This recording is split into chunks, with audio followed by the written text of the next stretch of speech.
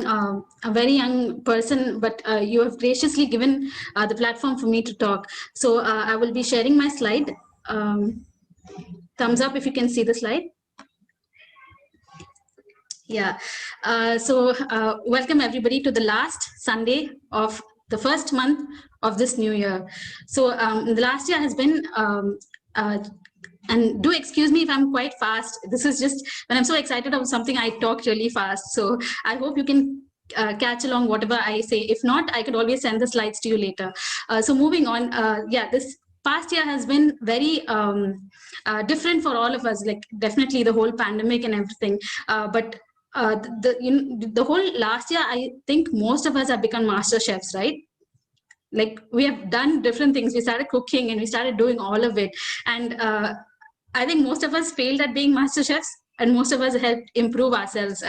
So before you all think I'm going to talk all about food, yes, I have educational background in this and personal invested interest in food. Me and my brother, we are really all about food. And so taking advantage of the fact, I wanted to talk a bit more food. Before you all switch off on your mind thinking it's a science class on food. No, it is not. It is a bigger class, a greater class that we will all look together.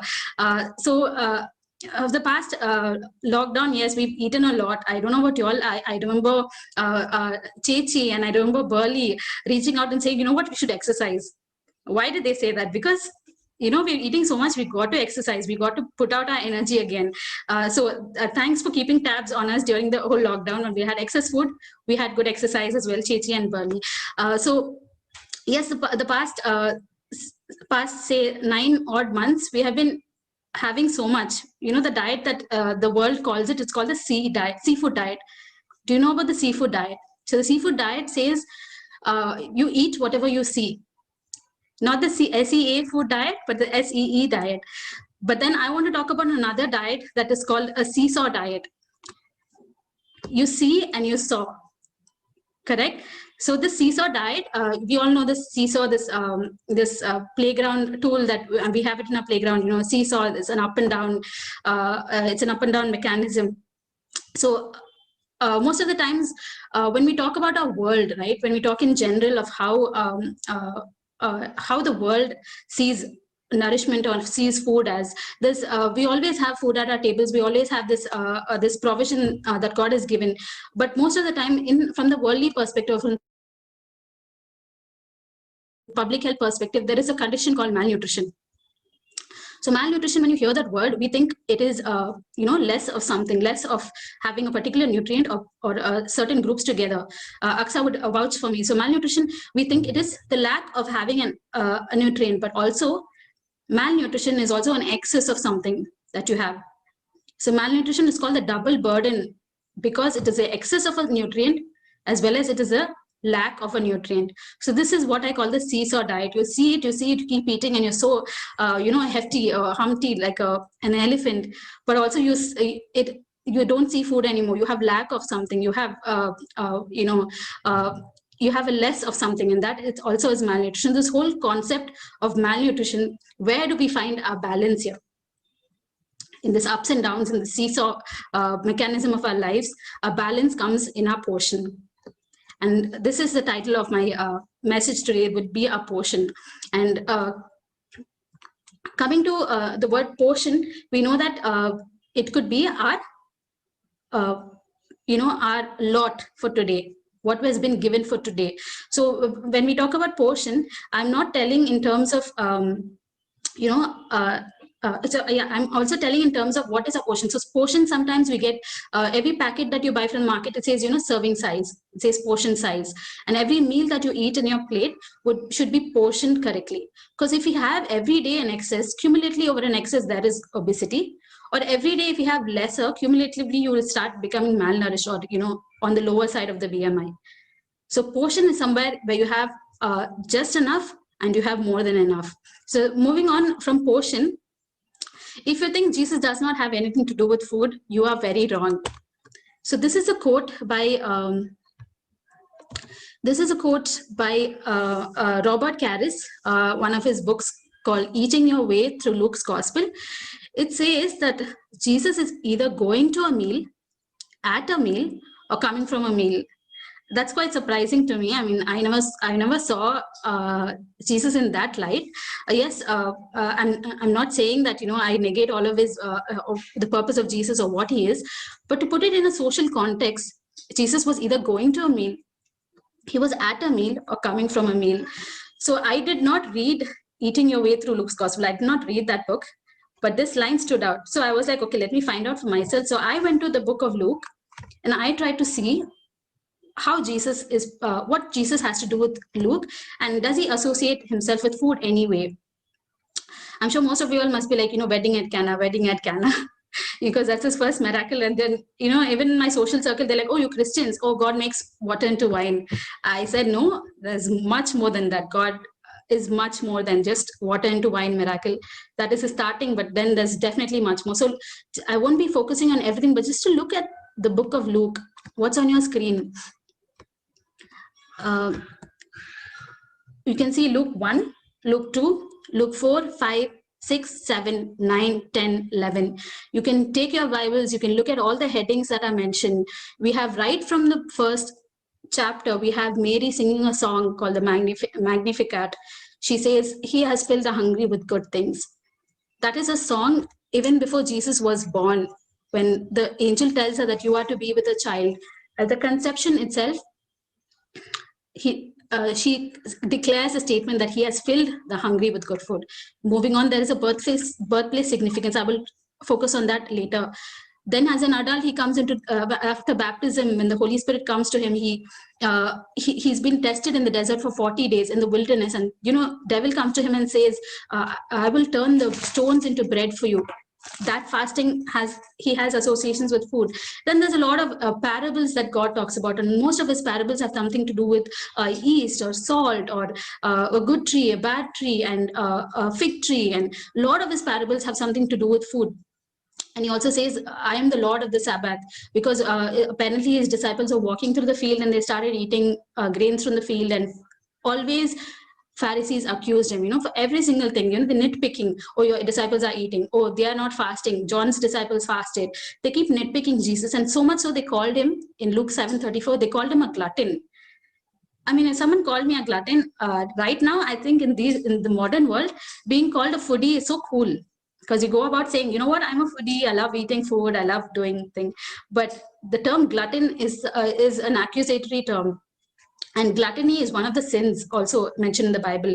But Jesus himself being called a glutton, I mean, that's quite surprising for me. I mean, how would have Jesus taken it? How would he had responded to this being a glutton or a drunkard?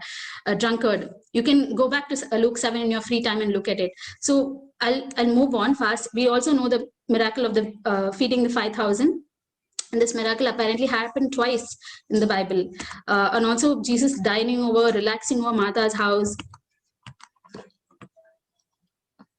Sorry, this. Yeah. And then moving on from Luke, then there's also Luke 11, 12, 13, 14, 15, 16, 19, 22, and 24. You can see the whole book of Luke. Jesus had something or the other to do with a lot of food. So what I'm trying to say here is not that, you know, it's all about food. What I'm trying to say is Jesus had a lot to do with food. Jesus knew that food was something that we as humans are very interested about, something as we as humans do it daily. And if you think that, okay, this message is not going to make an impact for me because I'm not a foodie, I eat really less food, but you are wrong. Jesus had a lot to do with it, and Jesus wants to tell you a lot about it. So these are the other instances in Luke where we see about Jesus talking about food or having something to do with food. And he also tells Zacchaeus, I'm coming to your house. So he keeps dining with a lot of Pharisees. You can see many episodes, he'll go and dine. So most of this dining, at a time like this, we have social media, we have entertainment, we have movies, we have friends, we have parties and other.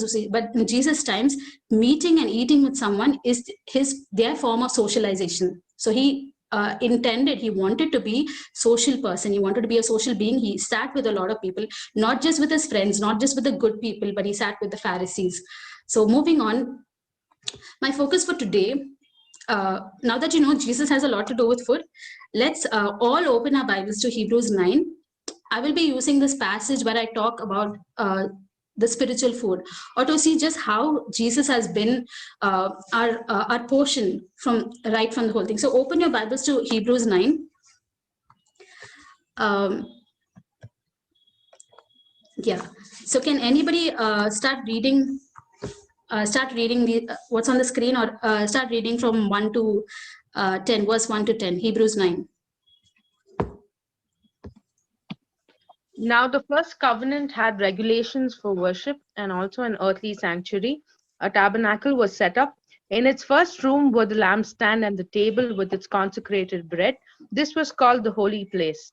Behind the second curtain was a room called the most holy place, which had the golden altar of incense and the gold-covered ark of the covenant. This ark contained the gold jar of manna, Aaron's staff, and had budded, and the stone tablets of the covenant. Above the ark were the cherubim of the glory, overshadowing the atonement cover. But we cannot discuss these things in detail now. When everything had been arranged like this, the priests entered regularly into the outer room to carry on their ministry. But only the high priest entered the inner room, and that only once a year, and never without blood, which he offered for himself and for the sins the people had committed in ignorance. The Holy Spirit was showing by this way that the way into the most holy place had not been disclosed as long as the first tabernacle was still functioning. This is an illustration for the present time, indicating that the gifts and sacrifices being offered were not able to clear the conscience of the worshipper. They are only a matter of food and drink and various ceremonial washings, external regulations applying until the time of the new order. Thank you, Ravina. Yeah, so if you see this context, it talks about the tabernacle in the Old Testament. To give you an idea, and the things I would want to focus on in this chapter is your consecrated bread, the gold jar of manna, and the new order. So why am I talking about these three things? This passage here talks about the author here, supposedly Paul, the author of Hebrews 9. He talks about a comparison of the old tabernacle and the new tabernacle. So he gives a description of what is in that old tabernacle, what are the components present in the old tabernacle. So to give you an idea of in the Old Testament, this picture right here describes the tabernacle that was present when Moses was among the 12 tribes when they moved out, and in the desert while they're going, and God tells them, set up a tabernacle to be a representative that I am with you and I will dwell with you in the tabernacle. If you read in Exodus, it says that the tabernacle was in between and the 12 tribes was around it. And the significance of what I want to draw your attention to is in the tabernacle. If you can see the picture, in the front at the gate, you have a certain priest. There's sheep and there's cattle, and you can see the slaughter of a cattle being done. So the first thing that people do when they enter into the tabernacle, or when the congregation or the tribes, when they are to be given an offering to God, so God expects people, or God would want people to give their offering to Him. There are many kinds of there are 6 kinds of offerings that the Old Testament talks about. There's peace offering, there's burnt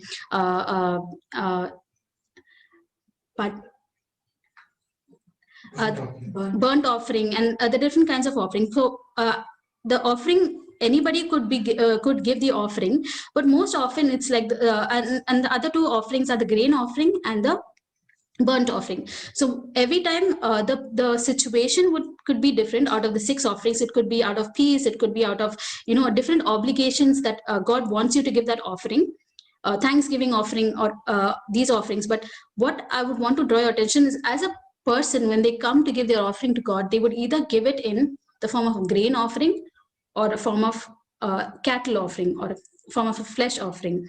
So most often, so at that gate, people come and they give their offerings to them. So that would be my first highlight, that the offerings were given, a grain offering or a cattle offering that was given. then we have this thing called the shewbread or the consecrated bread. If you remember, we just read in Hebrews 9 that after this was a pre-congregation in the earthly tabernacle. I mean, the people come and give it at the gate. Then the priests take it, they sacrifice it, use that blood, and then they go into the inner courts. So if I can try to put it into perspective, that is a tabernacle, and then you have people coming giving offerings, and then you have the priests going into this place called holy place. So there are two rooms called the holy place and the most holy place. So in the holy place, there is a thing called showbread or shewbread. The shewbread is nothing but 12 cakes of bread. So why do you think it is 12 cakes? The shewbread on a golden lamp. So 12 cakes will be representing the 12 tribes during Moses' time. So the high priest, also the priests get to, they don't take the grain offering and the cattle offering directly inside, but the offering that is present there is your shewbread or the consecrated bread. And finally, as I said, in the holy place there was a shewbread, but in the most holy place there was the Ark of the Covenant. And if you remember Ravina reading that the Ark of the Covenant had in verse 4, I'll just use my help. Yeah, so the Ark of the Covenant had the golden altar of incense.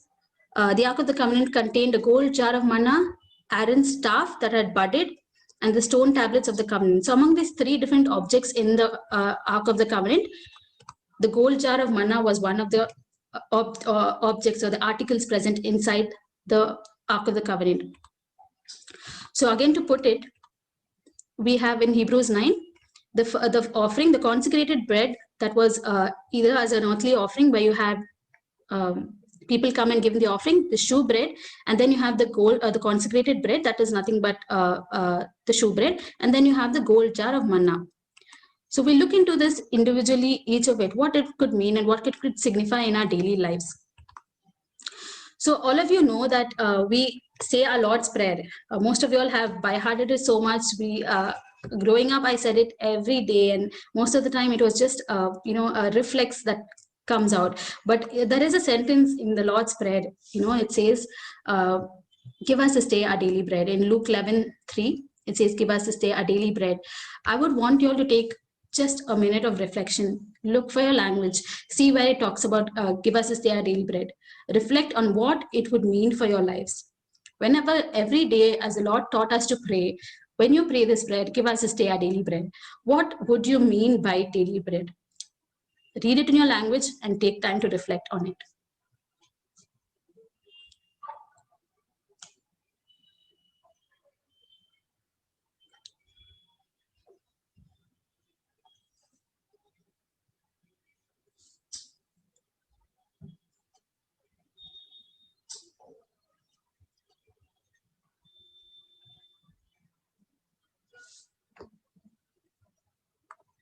So, moving on. Especially when you tell it in your own language, it adds a lot of significance to what it would mean. And I'm sure in this reflection time that when you talked about daily bread, your focus would go on the word daily and bread. And you know that our daily food is our daily sustenance. So to put the whole context of Hebrew 9 into what I'm talking is, firstly, God required an offering. He required something to be given out. So how does this something come out? This is something is nothing but man sows. All of our cattle, all of the dairy products, all of the food, all that we do, man, he harvests it, he sows it, he prepares it, processes it, bakes it, boils it, whatever, and then he eats it, right? So, and most often, and of course, God grows it. So it is a joint effort of both man and God. And God, he gives sunlight, he gives nourishment, he gives rain and wind. He does all that. But behind all the scenes of man sowing it, man doing it, and ultimately coming into our table, God also has a role. It's a joint role that man and God plays. And it is this daily bread, this daily thing that we have, it is 24/7. Sometimes we eat 24/7, but Aksa would disagree. We should every day 3 square meals for 365 days.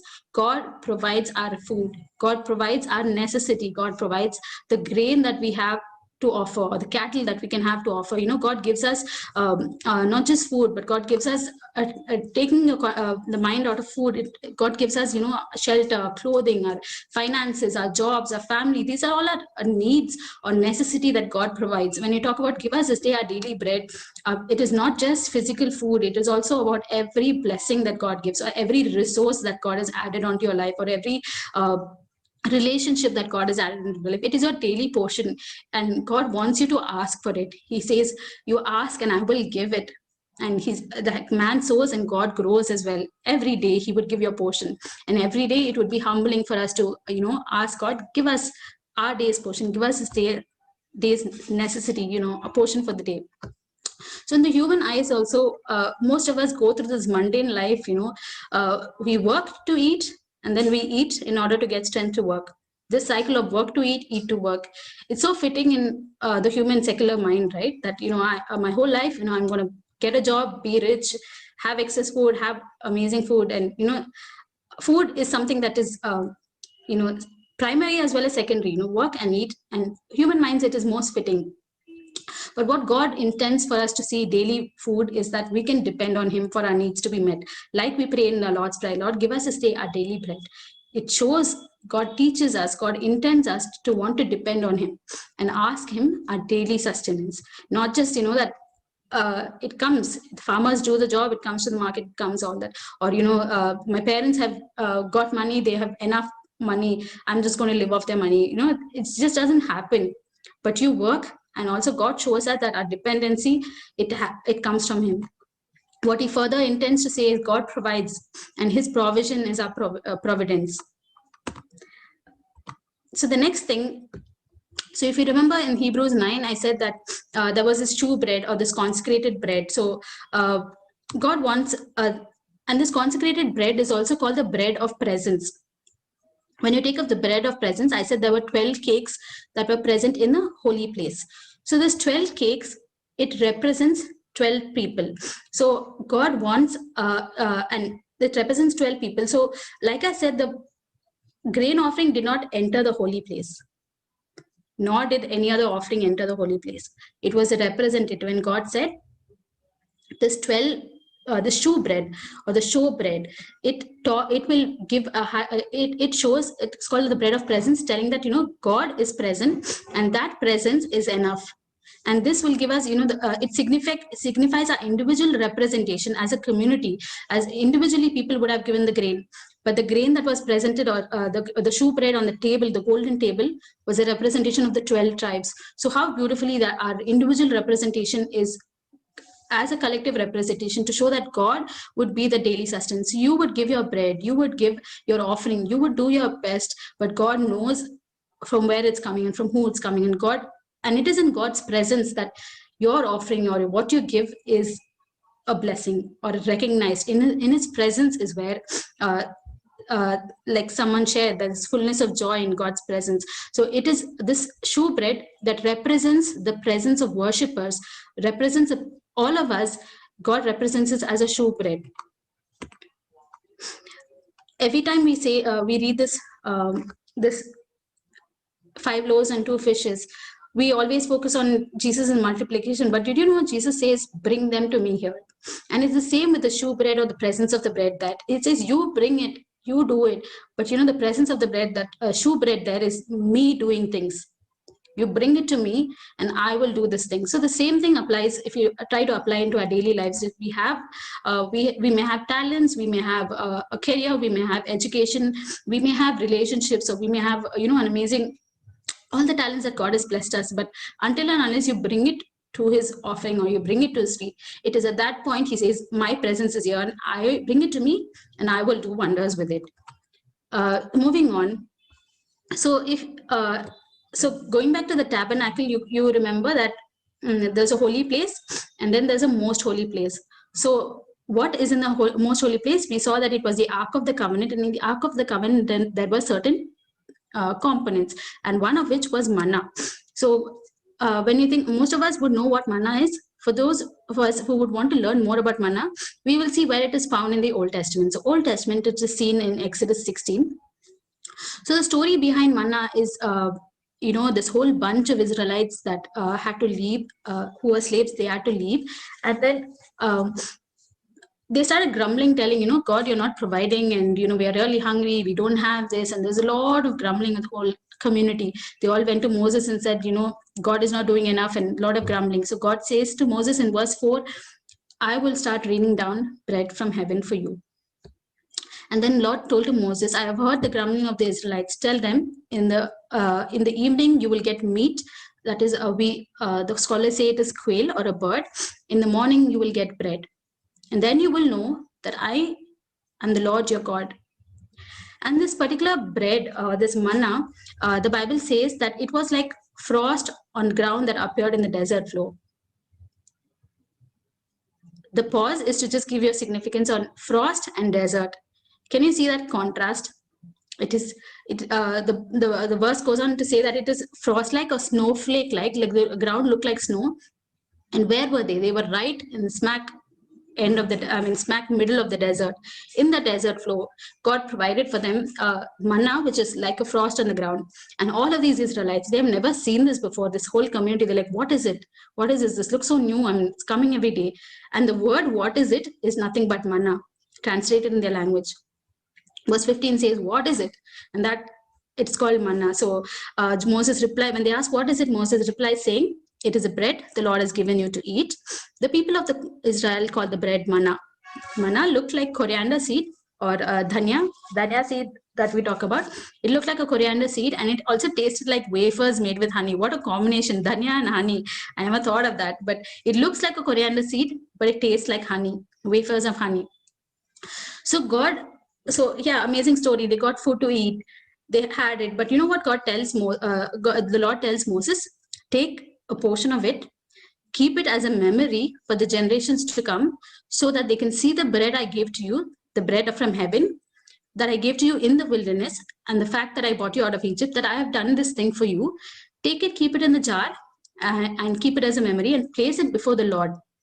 So this golden jar that I talked about in the most holy place, they put Moses tells Aaron to take a portion of that manna and put it in a jar and keep it there. Why I'm focusing a little more on this is you'll get to see. So the second part is the reminder of the portion he gives us in the form of manna. So manna is called the bread of heaven. So this bread came along with the quail, the everyday food that they had. Snowflakes in the desert, I just spoke about it. It is something that is unrealistic. They never expected it. So much so they're like, what is it? And they named it also, what is it, in their language. It is something that is more than an expectation. So sometimes when God gives us a portion, apart from our daily portion, apart from our daily sustenance, he gives us something that is beyond our understanding. And sometimes especially they talk about desert experiences or desert seasons. They talk in our life, in our modern lingo, I'm going through a desert experience in my life. But you know what? God gives you the answer at that point. God gives you the solution at that point, and that solution is your portion of snowflakes in the desert, the frost in the desert. So it is more than you expect. Sometimes he gives you portions that are more than you expect. And that is so miraculous, the sustenance that he gives you. And here, if you notice, in the daily bread or the daily grain or the cattle that people have offered, there they had to work for it. They had to toil the land. They had to take care of the cattle. The lot of work that man had to do at that point. But when you talk about manna, men did not have to do anything. They just had to pick it up in the desert. God God gives it in his mercy. He graciously provided for them so much in abundance, and then they could count on it every day. So to tell you a bit more about what happened in the manna desert experience is, when God gave so much of manna, so every morning they used to get up, they used to go to the field, the ground, and they see all the snowflakes or the manna, the bread. They collect the bread, keep it for their every day. And it seems by afternoon, the bread or the manna would melt away. So God tells them in the morning itself, keep your portion for the day, take it and keep it. But you know what the Israelites did? They are greedy just as us, Suppose if mom cooked something amazing in the morning, you take your own portion more than your portion. But God tells them, do not take more than your portion. Do not take more than your portion. And when they actually did, the man's attitude, right? He started wanting more. He started sinning more. So the Israelites there, when they started storing up more than what was required, if they started keeping their food for tomorrow's food also, if they took it from the ground, the food was spoiled. The manna got spoiled. The manna became spoiled, smelly, and the Bible also says that like there were worms in the manna. Is this man's attitude? Sometimes when we've been given with an opportunity of a blessing or some fame, we tend to seek more of it. We tend to want more of it. We tend to store up it for our own purposes and for our own glory.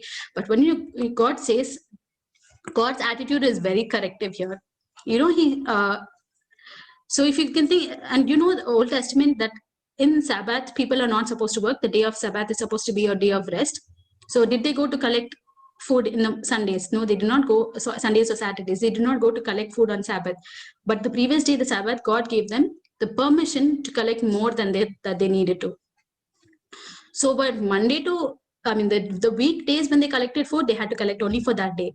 But when it came to the weekend, God gave them the instruction, collect more during the weekend. And that part. So do you think on the previous day to the Sabbath and the next day Sabbath, the food did not get spoiled? How amazing is that? The weekend, if they took more, the food got spoiled. But on that day, they took more food, the food did not get spoiled. And more so, there's manna, that the Ark of the Covenant. You know that even David's time, the Ark of the Covenant was carried. There was wars. So much of importance to the Ark of Covenant. God instructed them to carry the Ark of Covenant everywhere. And David and many people, they have sinned, wanting to keep the Ark of the Covenant. And you can imagine, right from Moses' time up until David's time, the Ark of the Covenant was there. All those years, the manna that was there in the golden pot was fresh. It was unspoiled.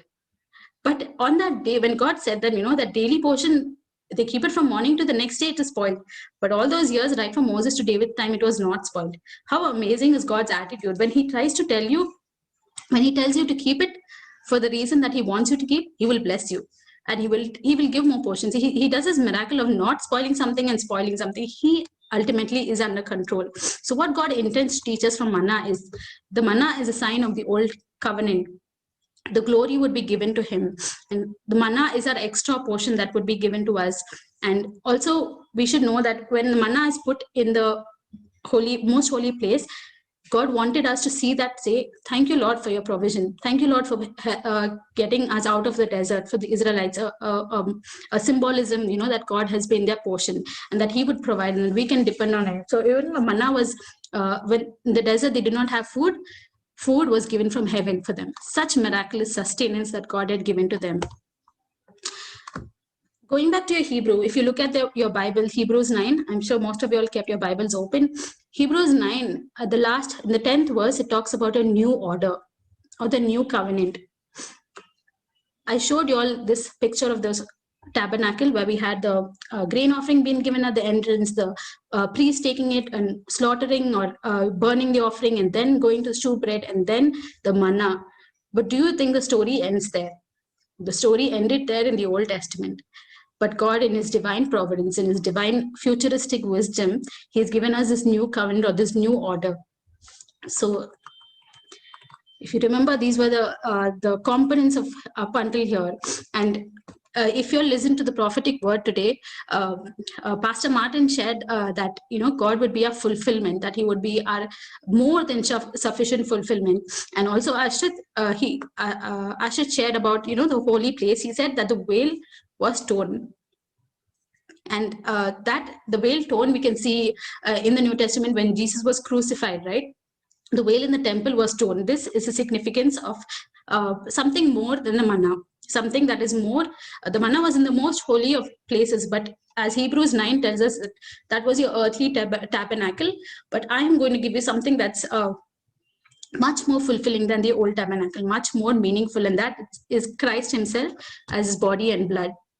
So you can see the progression right from these offerings, right from what man gets to do, right from what as a corporate worship people get to do in the corporate front, that we will be your portion, we will be your sustenance. But God says, I am manna, I'm the manna, I am your sustenance, I'm your miracle, but I am more than that.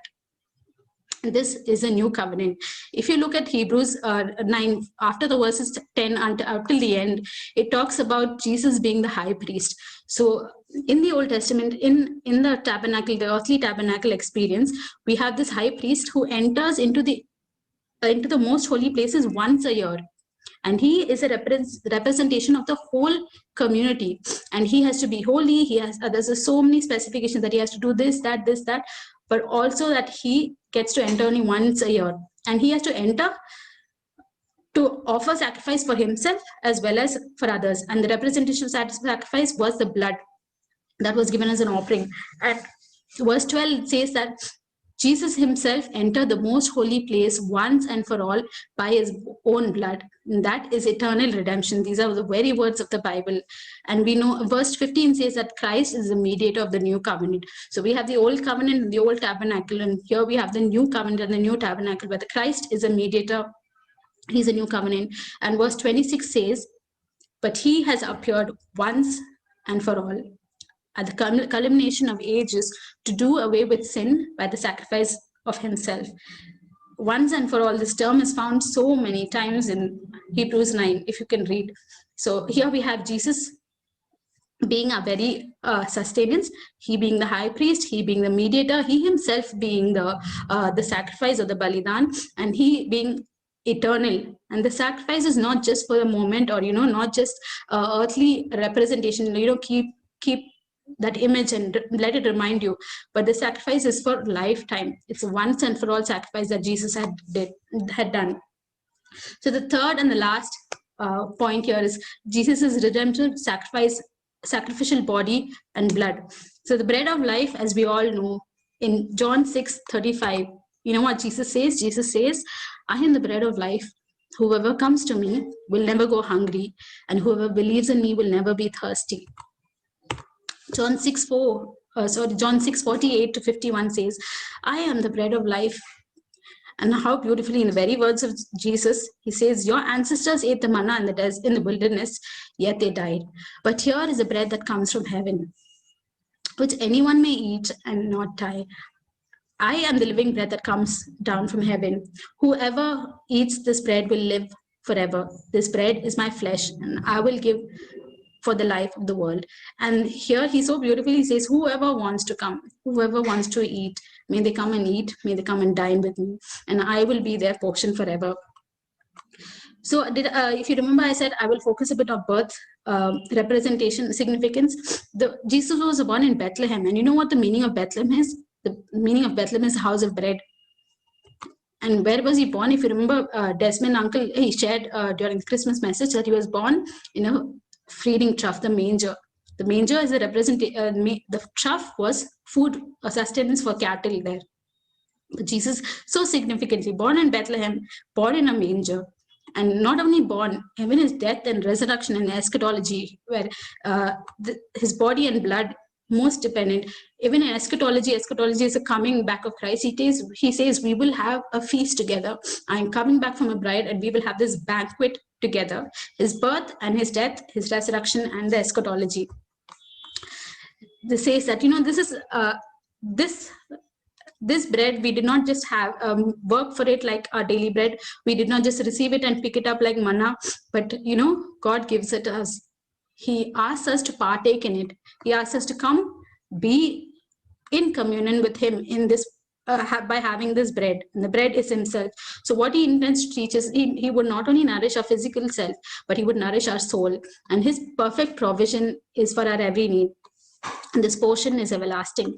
So coming to the portion, so we looked about natural portions or natural provisions or natural food, like even Sunita, she prayed that God would be our food, and this word of God would be our bread and wine. And she prayed that it would just not satisfy our physical needs, but it would also satisfy our spiritual needs. So his everyday portion, and sometimes we have extra grace, extra portion, supernatural portion, just like manna.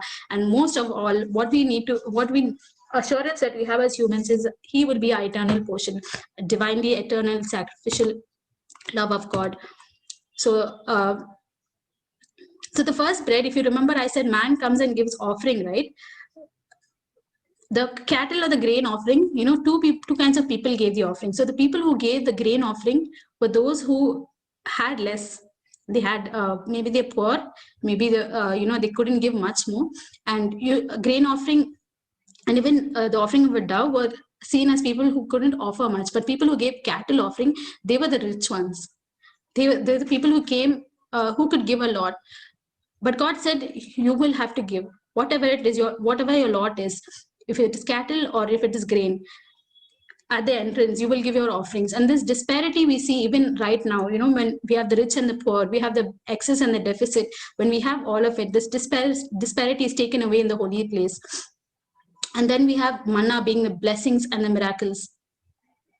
And finally, the most holy place, that is the source of all our portions. So when God says, people come with that intention at the entrance of the gate, telling, I will give whatever I have. If I can give a grain, I will give grain. If I can dove or cattle or whatever grain, whatever I have in my life, Lord, I will give. Be the rich or poor, but let me have my portion. And God says, the reminder of the final manna, the reminder of the final tabernacle, or the manna, or even God's Jesus being the bread and life. He says, whatever you come and give, I appreciate it. Thank you, and you should do it. But the source or the feed, in the light of all that you give, my manna or my bread and life will feed you. Correct? The final most holy place is God himself being a source of portion for us. And he says this very beautifully. He says, man shall not live by bread alone, but by every word that comes from the Father. So this supernatural provision is not ours. It's a covenant that God gives us, abundance, grace that God gives us for eternity. So there are two people in the Bible who talked about, riches and poverty and whatnot, and how we could be content in our sustenance that comes from God. We have a person called Agur in the book of Proverbs. He says, two things I ask of you. Do not refuse me before I die. The first thing he asks of God is, keep deceptions and lies far away from me. And the second thing that he asks God is, give me neither poverty nor riches. Feed me with the food that is my portion. How beautiful.